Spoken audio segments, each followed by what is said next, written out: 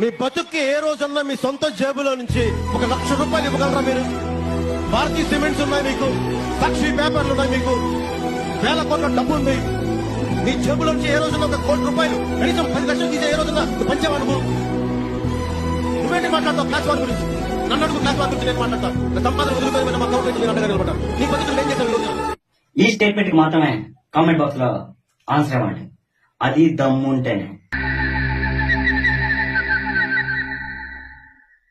అటు చూడు బే.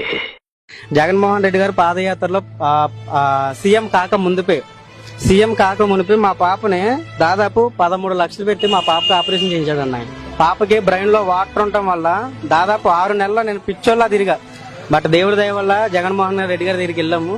With in 1 week లోనే 13 లక్షలు పెట్టి మన తిరుపతిలో ఆపరేషన్ చేయించారన్న ఆయన. ఇప్పుడు ఫోటో కూడా మీకు చూపిస్తాను, ఎట్లా ఉందో మీరే చెప్పండి. మనకి సంబంధం లేని వ్యక్తి